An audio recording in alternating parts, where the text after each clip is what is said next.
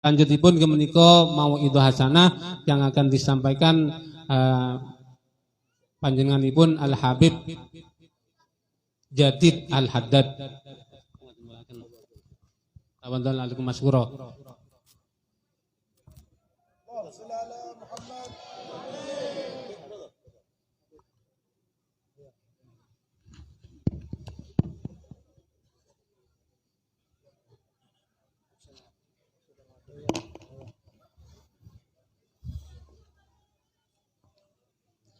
Assalamualaikum warahmatullahi wabarakatuh.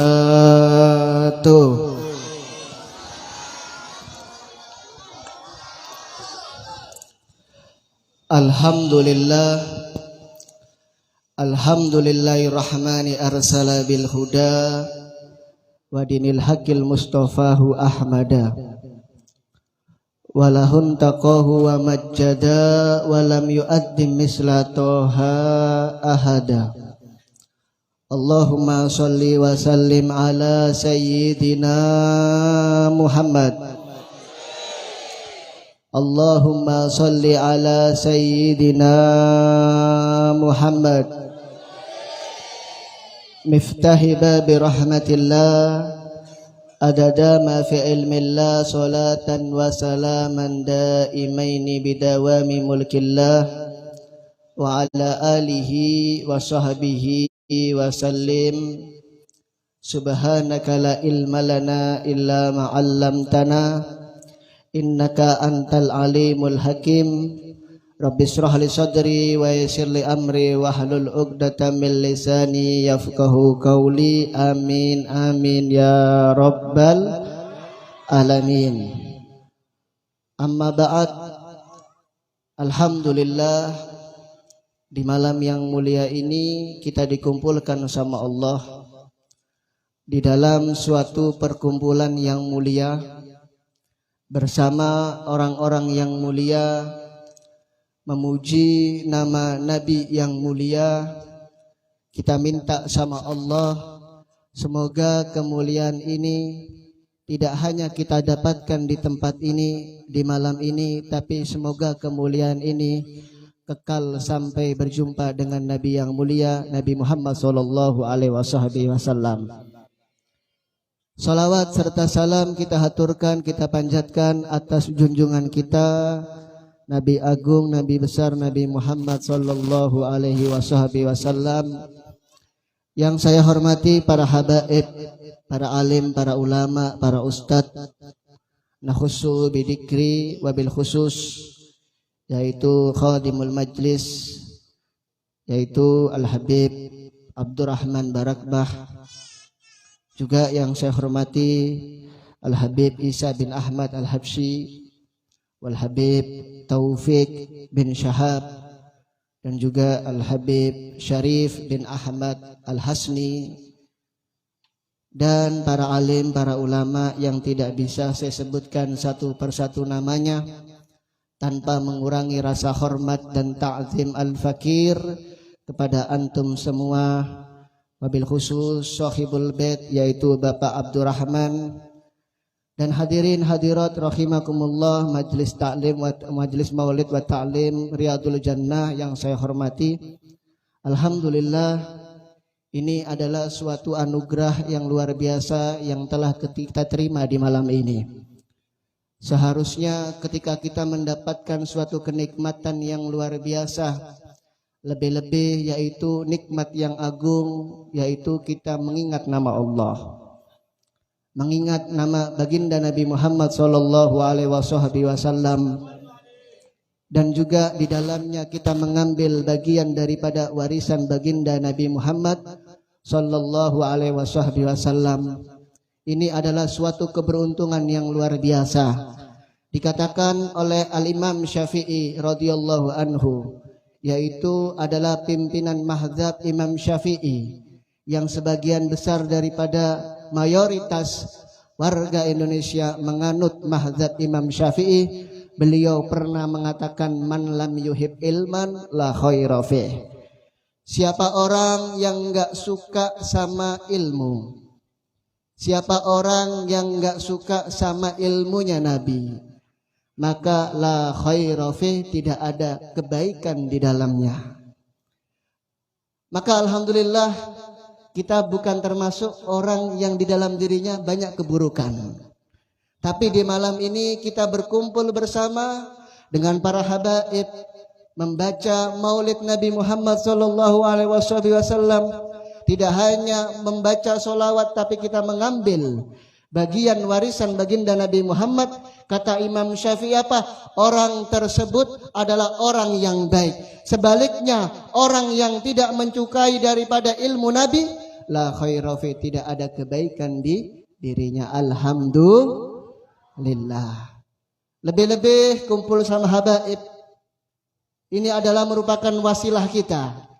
Tidak hanya kita berselawat kepada Nabi Muhammad SAW, tapi juga hadir di dalam majlis tersebut, yaitu anak keturunan Rasulullah Sallallahu Alaihi Wasallam. Insya Allah dengan kedatangan beliau, dengan hadirnya beliau, dengan duduknya dengan beliau, semoga kelak kita bisa duduk dengan Nabi Muhammad.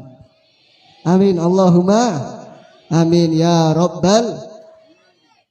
Al-Habib Muhsin Al-Attas Keramat Empang Bogor, beliau pernah mengatakan, beliau pernah bilang dengan santri-santrinya ketika beliau datang suatu daerah, suatu desa, suatu tempat, beliau selalu bertanya, apakah tempat ini pernah didatangi habaib? Apakah tempat ini pernah dikunjungi para habaib? Apakah tempat ini pernah silaturahmi habaib? Beliau kalau sudah tahu jawabannya ada para habaib datang ke sini, pernah datang ke sini, maka beliau mau nginep di daerah tersebut. Al-Habib Muhsin Keramat Empang Bogor adalah wali kutub, pemimpin daripada wali di zamannya. Beliau nggak mau tinggal, beliau nggak mau bersilaturahmi ke suatu daerah kalau di dalamnya nggak ada habaib. Gak pernah dikunjungi habaib, tapi alhamdulillah malam ini luar biasa, gak hanya satu habaib, banyak habaib hadir di tempat ini. Insya Allah menambah keberkahan tempat ini insya Allah. Dan semoga wasilah beliau segala hajat kita dikabulkan oleh Allah, segala dosa kita diampuni oleh Allah. Amin ya Rabbal. Dikatakan juga di dalam hadis qudsi, Allah menyebutkan ketika ada umat Nabi Muhammad sedang datang di dalam suatu majelis yang mulia seperti ini, maka akan ada seruan dari langit. Ada seruan dari langit yang tidak bisa kita dengarkan. Karena mungkin banyaknya dosanya kita. Karena mungkin hijab dosa kita terlalu banyak, sehingga kita gak bisa mendengar orang yang datang majelis seperti ini. Dikatakan ada seruan dari langit mengatakan apa? Kumu maghfuran lakum qad buddilat sayiatikum hasanat. Kalian ketika datang majelis seperti ini, dengan kendaraanKah, dengan naik sepedakah, dengan jalan kakikah, ketika Anda duduk di dalam majelis seperti ini, duduknya Anda sebelum Anda berdiri dari tempat itu, maka ada keseruan dari langit, kumu maghfurun lakum, Anda berdiri dari tempat ini akan diampuni oleh Allah. Kalian mau pulang nanti baru berdiri, dosa Anda diampuni oleh Allah. Ini janjinya Allah di dalam hadis qudsi Nabi Muhammad sallallahu alaihi wasallam. Dan pasti sudah janjinya Allah, pasti ditepati. Anda berdiri akan diampuni oleh Allah. Bukan hanya itu. Kalau kita timbang, kalau kita bandingkan, bandingkan dengan amal kebaikan kita atau amal keburukan kita, kira-kira Karang suko kataan pundi, amal baiknya atau amal buruknya kira-kira? Napa nak malih si ibu-ibu ini nggih. Istiqomah dosa insyaallah nggih. Nggih napa nggih Bu? Soale ibu-ibu iki senengane biasanya gibah nggih. Kemarin ada Covid nggih. Wonten Covid gak bisa bertatap muka nggih. Tapi alhamdulillah wonten Zoom, wonten WhatsApp ada namanya gibah online. Sallallahu alaihi Muhammad. Kita akui ya, semua yang hadir di sini adalah pelaku dosa. Lebih banyak dosa kita dibandingkan kebaikan kita. Sadar nggih? Alhamdulillah tahu diri nggih. Ojo kakek gaya mangane nggih. Sok-sokan mentang-mentang mari munggah kaji koyok duwe surga. Mulai umroh ya ngoten nggih. Kabeh saya salaman barokah nggih. Sallallahu alaihi Muhammad. Kita akui kebaikan dengan keburukan kita lebih banyak keburukan itu janjinya Allah apa dalam hadis qudsi yang tadi, selain Anda berdiri kumu maghfurul lakum, ketika Anda berdiri dari tempat ini diampuni Allah, qad buddilat sayiatikum hasanat. Gak hanya diampuni dosa Anda, tapi dosa Anda yang banyak diganti sama Allah dengan kebaikan. Sallallahu alaihi Muhammad. Jadi rupan-rupane wong Karangsuka misalnya dosane 1 juta nggih. Kaapiane mek situk iku pun diitung-itung nggih. Iku diilingi setahun gak mari-mari nggih. Kebaikannya 1, keburukannya 1 juta. Ketika Anda datang ke sini, pulang dari tempat ini, 1 juta itu diampuni oleh Allah, tidak hanya diampuni, diganti sama Allah dengan kebaikan. Sallallahu alaihi Muhammad. Jadi berapa? 1 juta 1. Jadi kira-kira untung napa mboten datang majelis seperti ini? Untung napa mboten nggih? Napa malih kula nggih? Untunge kata alhamdulillah. Makanya ndang budal, ndang mari, ndang mulih, ndang aham. Sallallahu alaihi Muhammad. Alhamdulillah. Maksudnya oleh gedang goreng, ngono to lho. Ojo mikir sing aneh-aneh nggih. Sallallahu alaihi Muhammad. Jadi alhamdulillah, ini adalah majelis adalah untuk penyucian dosa. Selain dicuci, itu dosa kita diganti sama Allah dengan kebaikan. Alhamdulillah. Jadi mulai sekarang alhamdulillah, ayo kita datang nggih. Kita istiqomah di dalam majelis Riyadul Jannah. Masya Allah nggih. Di mana-mana alhamdulillah saya dengar majelis Riyadul Jannah, walaupun saya jarang hadir ya, tapi alhamdulillah kuping ini mendengar. Mata ini melihat, bukan kata orang. Bahkan saking luar biasanya majelis Riyadul Jannah, gak membanding-bandingkan dengan majelis yang lainnya. Ojo dibanding-banding. Wong kok ngene.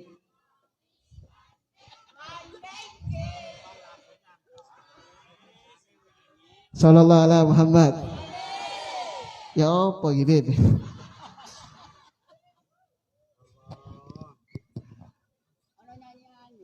Sallallahu alaihi Muhammad.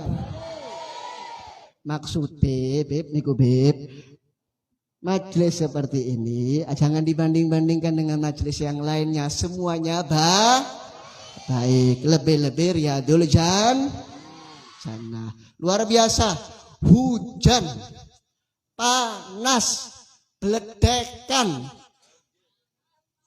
Ojo sampai banjir Beb. Banjir hari ini. Angin opo sih sing metu sing ndi sih yang ini. Alhamdulillah masih udan, masih panas, tak delok di YouTube di endi-endi ae Riyadul Jannah tetep berja. Kula pernah Bu diundang Bu nggih. Musim hujan deras niku. Pas kula rawuh pas udan tak delok endi jamaah niki. Lah kok kabeh nyiup kabeh. Kula mikir tiang-tiang niki ya napa sih iki Indonesia nggih. Indonesia itu ada dua musim. Kalau enggak hujan ya apa? Panas. Iki sing pinter iki sing sapa asline iki ya. Asline udan-udan gini ya siap-siap terpal ta, siap-siap jas hujan ta, siap-siap payung ta. Tapi subhanallah. Riyadul Jannah masya udan terus nggih. Sampai tak deloki ya Allah, lek aku ya gak budal paling iku. Tapi boleh ana ya langsung sat-sat. Sallallahu Muhammad. Tapi alhamdulillah itulah bukan suatu penghalang buat kita untuk datang suatu majelis yang mulia seperti ini. Karena kita akui ini adalah kesempatan buat kita untuk membersihkan segala dosa-dosa kita. Biasanya mantun jam pinten niki Kordes Karangsugo niki. Jam pinten? Jam setunggal, Bib. Sing genah, Bib. Wayahe, Bib. Jam 12 mendukur iki ana jadwal maneh, Bib. Jadwal yang privasi, nggih. Wayahe. Iya, kita doakan semoga Maroko menang. Karo iki wong Karangsuko gak ero ta? Hah? Sallallahu alaihi Muhammad. Alhamdulillah, intinya ayo ini majelis harus kita jaga. Ini majelis harus kita pegang. Karena kita akui kita ini kalau sholat gak husyuk nggih. Kalau kita poso yo kadang mokel nggih. Napone kalau wayahe tebang tebu biasane bapak-bapak nggih. Ya Pak. Biasane lek wayahe tebang tebu ya sepurane Bib. Nah. Ya gak poso aku Bib. Nah. Ya gak apa-apa Mas, ya gak kuat gak apa-apa ya. Tapi gantian tetap diganti. Kita sholat kita belum tentu khusyuk. Kita puasa belum tentu sempurna. Kita akui semua ibadah kita itu berantakan. Tapi alhamdulillah adanya majelis sholawat ini adalah fasilitas kita untuk ibadah kepada Allah dan Rasulullah. Luar biasanya sholawat nggih. Sampai ada salah satu sahabat tangletan Gusti Kanjeng Nabi. Ya Rasulullah, saya mau tanya ya Rasulullah sallallahu alaihi Muhammad. Ya Rasulullah, saya pernah mendengar hadismu ya Rasulullah. Man shalla alayya wahidan sallallahu biha asyran. Satu sholawat untuk Nabi itu dibalas sama Allah berapa kali? 10. Satu sholawat kita untuk Nabi Muhammad itu dapat balasan dari Allah berapa? 10. Maka tanya ini sahabat, apakah semuanya dapat ya Rasulullah? Walaupun dia ghafil, walaupun dia lalai atau enggak khusyuk ya Rasulullah. Bagaimana ya Rasulullah? Apakah tetap dapat ya Rasulullah? Maka Nabi Muhammad sallallahu alaihi wasallam menyebutkan apa? La bal likulli musalli alayya illa walau ghafil. Semuanya tetap dapat pahala dari Allah walau ghafil, walaupun dia itu lalai. Ngapunten, maksudnya lalai niki datang majelis tilem nggih. Lek wis tangi ngenteki rong piring biasane. Mulai awal sampai akhir tilem khusyuk ya. Saking luar biasanya orang-orang soleh dari Karangsuko nggih. Daripada tidur di rumah mending tidur di majelis. Sallallahu alaihi Muhammad. Yo gak apa-apa, mending turu ndek kene jare iku. Tapi aja turu kabeh nggih. Nek turu kabeh ya apa terusan iki? Sallallahu alaihi Muhammad. Kata Nabi apa? Semuanya tetap dapat walau ghafil, walaupun dia lalai, walaupun dia lupa, walaupun gak khusyuk tetap. Maka Nabi melanjutkan dalam hadisnya. Paling kecilnya yang didapatkan orang yang sholawat sama Nabi, kalau dia tidur atau dia lalai atau enggak khusyuk, maka dia mendapatkan pahala oleh Allah, yaitu masalul jabal, seperti gunung. Pahalane sak gunung. Sallallahu alaihi Muhammad. Piro pahalane Pak? Sak gunung duduk apa gunung kembar nggih. Oleh sak gunung iku lek lali. Mungkin kalau ingat lagi 2, 3, 4 gunung dia dapatkan. Tidak hanya itu. Dia mendapatkan doa dari malaikat, dapat istighfar dari malaikat. Jadi paling kecilnya ketika orang itu sholawat datang majelis seperti ini, selain diampuni oleh Allah, dosanya diganti kebaikan. Kemudian apa? Dapat pahala satu gunung, dan kemudian dapat doanya malaikat, dapat istighfarnya para malaikat. Sallallahu alaihi Muhammad. Untung napa mboten kira-kira? Untung napa mboten? Lebih-lebih oleh weci nggih. Wonten wecine nggih. Oh, kacang nggih. Mangkane biasane ibu-ibu iku kesake kathah nggih. Cek penak iki apa nggone iki. Gedang dilirik gak ketok, koncone ngantuk, slep mlepokno. Satu pisang buat anakku. Turune slep, 2 pisang buat suamiku. Tapi mikir koyoke mikirne koncone turu wis turu sing enak di majelis gak apa-apa. Slep. Melebu kabeh akhire nggih. Sallallahu alaihi Muhammad. Alhamdulillah ya. Jadi majelis seperti ini itu banyak keuntungannya. Karena kita apa? Dapat keuntungan seperti ini karena ibarat bahasa kasar ini. Bahasa kasar ini ngedol jenenge Kanjeng Nabi. Sholawat kita mendapatkan pahala karena pakai Nabi Muhammad. Kita diampuni dosa datang majelis karena apa? Majelisnya ilmu Nabi Muhammad. Jadi semua yang berkaitan dengan Nabi Muhammad itu mengakibatkan keuntungan. Kumpul sama anak cucunya Nabi Muhammad, untung. Kumpul sama pewarisnya Nabi Muhammad, untung. Ibarat kita ini hidup di dunia, lek gak ngedol jenenge Kanjeng Nabi, iki kita enggak Bahkan kalau kita ngedol Kanjeng Nabi di dunia sampai di akhirat, itu untungnya dunia akhir. Bahkan disebutkan di dalam athar, dalam hadis Rasulullah SAW. Sallallahu alaihi Muhammad.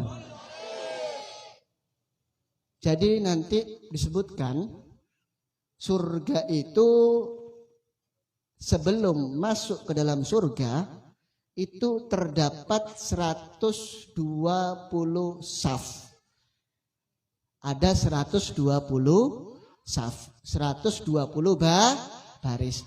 Jadi ada orang mau masuk surga, jumlah barisannya, jumlah safnya untuk berbondong-bondong masuk ke surga jumlahnya 120. Setiap saf, setiap baris itu terdiri dari banyak manusia. Entah triliunan, entah jutaan, wallahu a'lam, hanya Allah yang tahu. Semoga kita termasuk dalam saf tersebut. Jadi ada 120 saf. Ditanya, 120 saf ini siapa yang menempati? 120 saf ini 80 saf itu ditempati sama umat Nabi Muhammad. 120 saf akan ditempati sama umat Nabi Muhammad. Dan sisanya 120 kurangi 80 pinten? Aduh ketara iki ijazah SD ini nembak kabeh iki. 120 kurangi 80 pinten? 40. 120 saf, 80 diisi umat Nabi Muhammad, 40-nya diisi umat-umat terdahulu. Banyaknya umat Nabi, banyaknya dibandingkan dengan banyaknya umat terdahulu, lebih banyak umat terdahulu. Tapi apa? Kesempatan tersebut diberikan kepada umat Nabi Muhammad. Bi akramir rasul kunna akramal umami, kata Sohibul Burdah. Kenapa kita mendapatkan kemuliaan tersebut? Kenapa kita mendapatkan posisi banyak dibandingkan daripada umat terdahulu? Bi akramir rasul kunna akramal umami. Dengan sebab Nabi yang mulia, kita pun ikut menjadi mulia. Kira-kira Karang Suko cinta Nabi napa mboten? Cinta Nabi napa mboten? Sayang Nabi napa mboten? Siap ngikutin Nabi napa mboten? Kalau Anda memang cinta sama Nabi, disebutkan di dalam Al-Qur'an, qul in kuntum tuhibbunallah fattabi'uni yuhibbukumullah wa yaghfir lakum dzunubakum. Ini untungnya kita ngikutin Nabi, cinta sama Nabi. Ini untungnya kita cinta Nabi ngikutin Nabi Muhammad. Katanya Allah apa dalam Al-Quran? Qul in kuntum tuhibbunallah. Qul in kuntum tuhibbunallah. Kalau Anda itu memang cinta sama Allah, maka ikuti Nabi Muhammad. Jadi kalau Anda cinta sama Nabi, otomatis orang itu cinta pasti ngikuti Nabi Muhammad. Sekarang saya kasih contoh. Adik-adik biasa nih, kan seneng biasanya ya ono sing seneng Upin Ipin nggih. Ono sing seneng Spiderman nggih. Ono sing seneng napa malih? Batman nggih. Kira-kira kalau adik-adik ini seneng Spiderman, kira-kira perilakunya kayak Spiderman apa mboten? Kadang mencolot kono, mencolot kene nggih. Napa malih ditumbasno kostum seperti Spiderman, seakan-akan seperti Spiderman. Jadi Batman ya seperti Batman. Karena apa? Cinta sama Jadi perilakunya Spiderman dimeloi. Kalau Anda memang cinta sama Nabi, harusnya Anda meloi Kanjeng Nah, kalau Anda sudah ngikutin Nabi, itu dapat cintanya Allah. Kadar kalau Anda itu memang cinta Allah, itu tergantung Anda ngikuti Kanjeng Nabi. Jangan mengaku cinta sama seseorang kalau nggak ngikutin sepenuhnya. Kan biasanya ada orang ya, kalau cinta sama artis ini rambutnya dipirang, nggih. Kalau nggak gitu pakaiannya dimeloi, nggih. Segala apa yang dia idolakan, yang ada di dalam pribadinya pasti diikutin. Entah cara pakaiannya, entah pribadinya, pasti diikutin. Pasti diikutin. Lah, begitupun kita. Kalau Anda memang aku cinta, jangan ngomong cinta terus, nggih. Jangan hanya ngomong cinta saja. Cintanya berarti hanya di lisan. Kalau Anda memang cinta sama Nabi Muhammad, seharusnya kalian cinta mengikuti Nabi Muhammad sallallahu alaihi wasallam. Kira-kira kenal sama Nabi napa mboten jenengan nggih? Karang suko kira-kira kenal Kanjeng Nabi mboten? Kenal napa mboten? Kula badhe tanglet nggih. Anake Kanjeng Nabi sinten mawon nggih? Sinten mawon anake Kanjeng Nabi? Paling elune Sayyidatul Fatimah, Sayyidatul Aisyah, sapa mana? Hasan Husain. Cucuke Nabi ku. Qasim. Sapa mana? Coba kula tanglet nggih. Anake Raffi Ahmad sapa? Oh langsung Rafathar. Banter dhewe nggih. Coba bojone Kanjeng Nabi sinten nggih? Siapa? Siti Aisyah. Sayyidah Khadijah terus. Hah? Zainab, ayo. Mesti toto sing ro paling. Coba kalau tangan bojone Raffi Ahmad sapa? Nagita Slavina. Wah. Banter dhewe, Mas yo ngantuk ditakoni langsung. Nagita. Paham? Coba bojone Kanjeng Nabi. Sopo ya? Gitu. Ngakune cinta tapi enggak tahu sama Kanjeng Nabi. Ayo ajarkan kalau memang Anda cinta sama Nabi, ikuti Kanjeng Nabi Muhammad. Kenali Nabi Muhammad.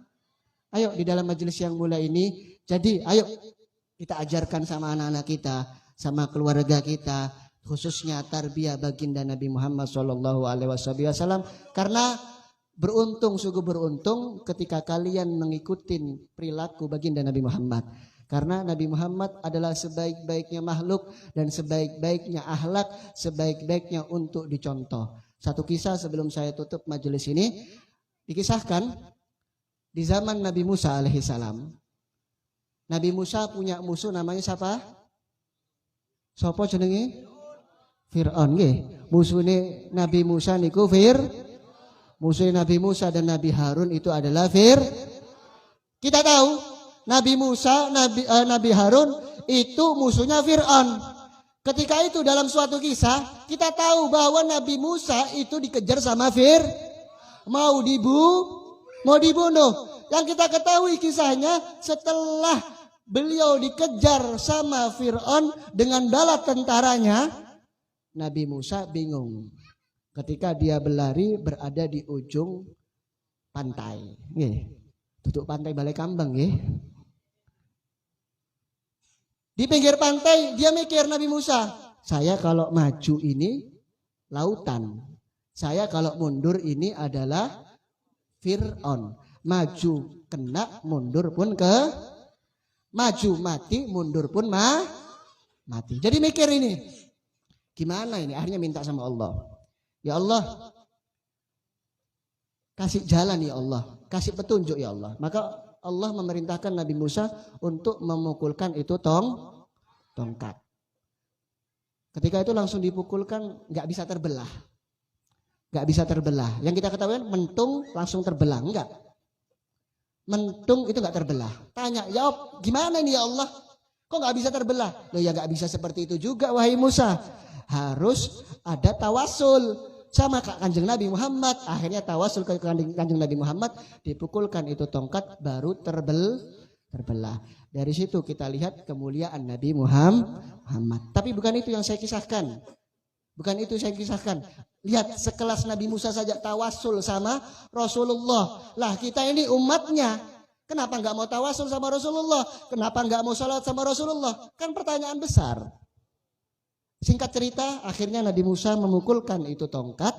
Akhirnya itu terbelah lewat Nabi Musa. Selesai daripada itu, tenggelam itu itu yang kita ketahui kisahnya, selesai sampai di situ.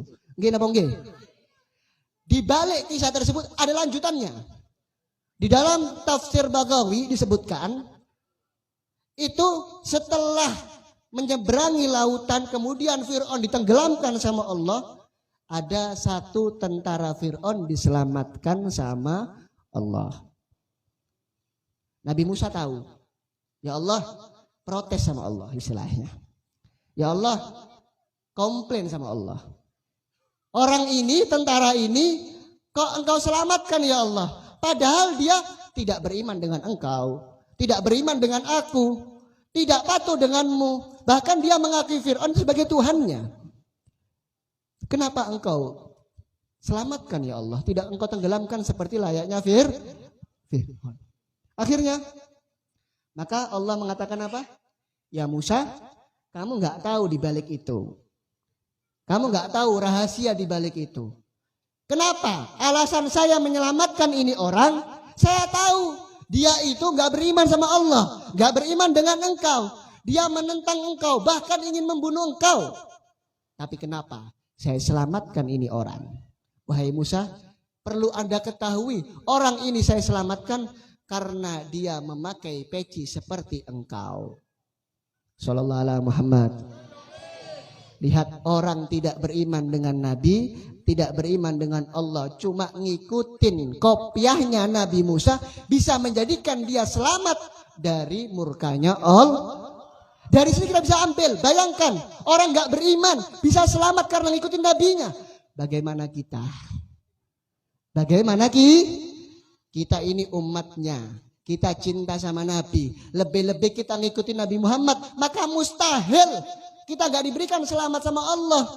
Bukan orang beriman saja ngikutin nabinya diselamatkan, apalagi ngikutin Nabi Muhammad sallallahu alaihi wasallam. Rabbi fanfa'na bi barakatihim wa hadinal husna bi hurmatihim wa amitna fi tariqatihim wa mu'afatin minal fitani. Rabbi hinna syakirin wa tawaffana muslimin nub'as minal aminin fi zumratis sabiqin bi jahid tahar rasul jud rabbana bil qabul wa hab lana kullasul rabbi istajib lana amin. Rabbana atina fid dunya hasanah wa fil akhirati hasanah wa qina adzabannar. Wa sallallahu ala sayyidina Muhammad walhamdulillahi rabbil alamin. Hala hadiniya wa kulli niyatin sholihah wa ila hadratin Nabi Muhammad sallallahu alaihi wasallam. Al-Fatihah.